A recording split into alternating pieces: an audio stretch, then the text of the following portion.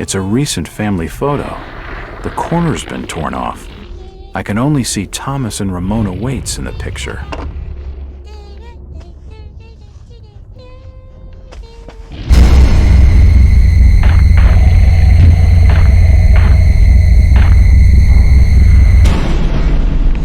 The door's bolted shut. The door's bolted shut. The door's bolted shut.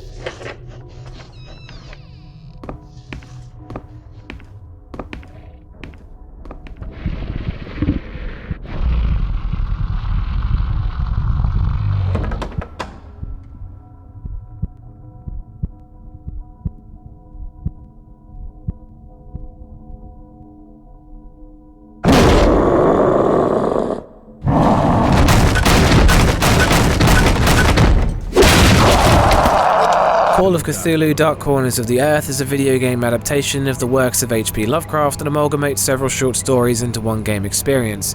You play as Jack Walters, a detective sent to Innsmouth to uncover the fate of a missing man.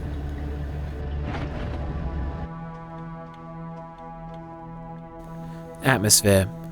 As the game begins in Innsmouth, there's a brooding atmosphere to the town. People don't want to talk to you, and those that do feel like they're in danger for doing so. It's dark, decrepit, and the grey skin everyone seems to have make you feel like you're not just unwelcome, but different to everyone else. The opening moments of the game are really where it's at. Exploring the town and uncovering what happened at the First National Store is really compelling. You're trespassing into strange and hostile territory, and it feels as though the town is hiding something sinister.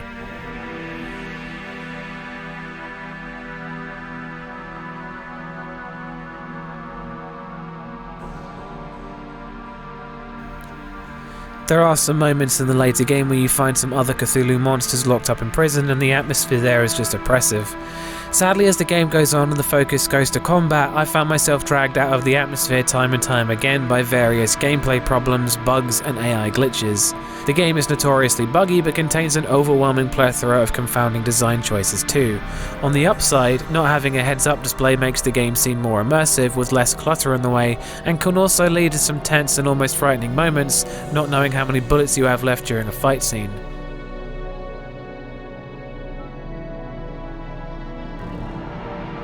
Jack will comment on anything in his line of sight and seems to have dialogue for pretty much anything in the game. This really helps the game's immersion, and some of his observations reveal sometimes more to mundane things. It was also pretty engaging to use the Book of Dagon to translate some of the strange text you find. On the downside, the game can be extremely vague, and sometimes the path forward is obscure, which leaves you hanging around in some places trying to figure out what you're meant to do. But worse than that is the trial and error gameplay. There are several long sequences that can only be solved in one way, and most of the time you die a few times before you can figure this out. With areas like Devil's Reef containing several crumbling walkways and waiting traps that you could only know were coming if you'd already played the game. The game's enemies will repeat the same lines when hunting you, but will then just stand there in their predetermined position and only move when you're into their line of sight, which is extremely forgiving and drains any tension from the moment. Dark Corners of the Earth contains some really great atmospheric moments, but I find it hard to appreciate them with the various bug and gameplay problems. That's no Harry Masons.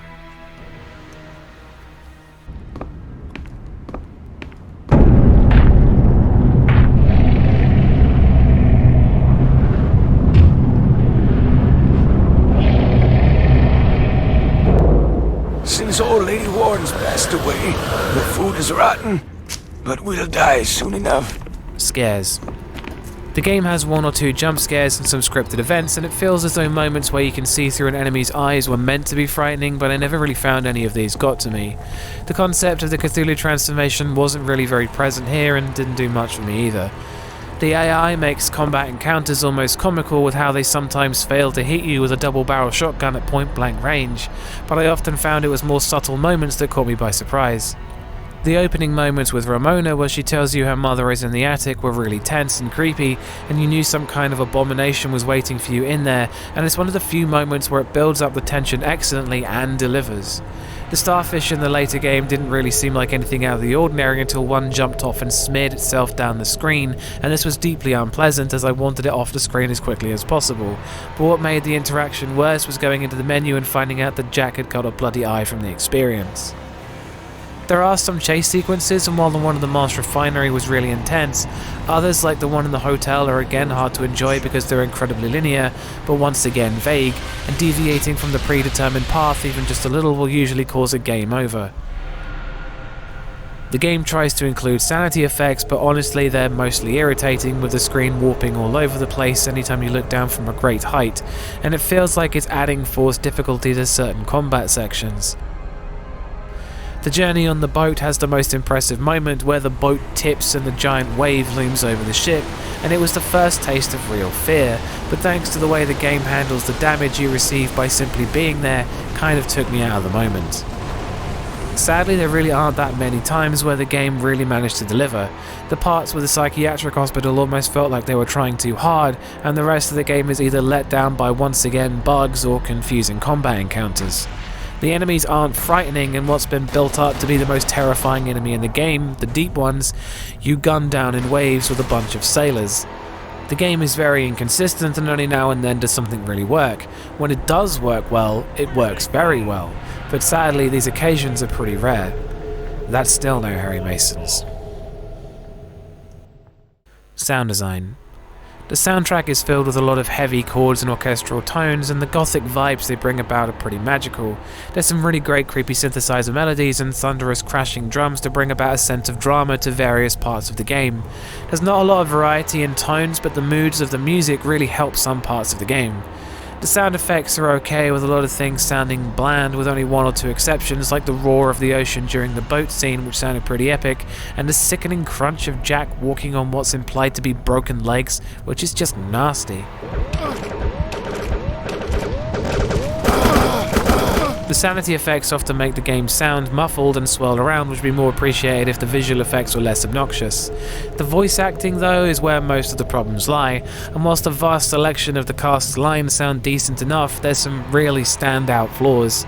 In action-packed moments, Jack can just sound too calm, and the game's volume is too loud for his rather quiet lines. The caputred doors are shut and sealed. The outsiders have not been able to cross through the barrier. Mother song is older. There are many gliding and trail. Excellent. Dismissed. Some of the fishmen's voices are extremely difficult to understand, and I could only pick out certain words from their lines in important cutscenes, and the things Jack says to himself when his sanity gets too low are a bit generic, and they often come in at moments when there's no need for him to sound so freaked out. NPCs tend to repeat their narrow selection of lines right after the last line has ended too, which is grating. I'm gonna fucking die here, Jack! Hurry up! I'm gonna fucking die here, Jack! Hurry up! I'm gonna fucking die here, Jack! There's directional audio, and it's functional when trying to use stealth, which is all you really needed to do. The music is pretty good, and some elements of the sound design are nice, but there's still a lot of problems in both design and with bugs. That's still no Harry Masons.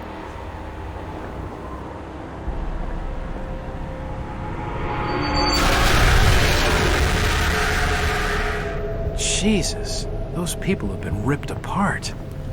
Gore. There's a lot of different bodies you can find that have been ripped to pieces with arms and legs scattered about the place.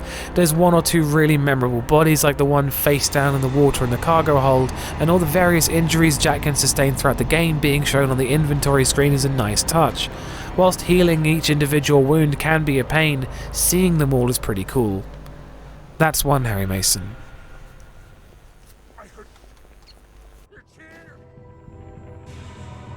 Story. The story follows Jack Walters, a private detective who travels to the town of Innsmouth to solve the case of Brian Burnham, but soon after arriving, Jack realizes there's a much bigger conspiracy that's waiting to be uncovered in Innsmouth, and as the game progresses, the scope continually expands to involve the cult and Cthulhu mythos. Jack's diary is sometimes pretty interesting, with each chapter ending in a brief summary on his feelings and a build-up to the next chapter. Sadly, the game is a bit reliant on how much Lovecraft you understand to convey specific parts of the game, and even then the ending can be downright confusing and a bit disappointing, even though it's alluded to in some of the loading screens.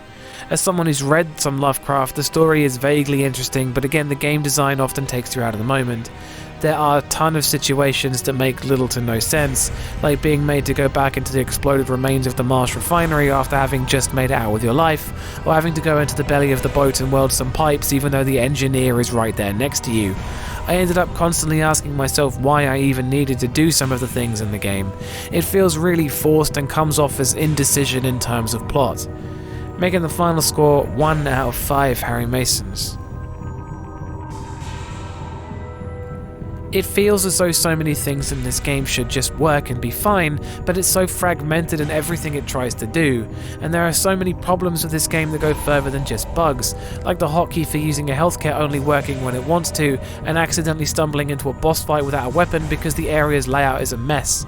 I do not like this game whatsoever. I have found it very frustrating every single time I tried to play it.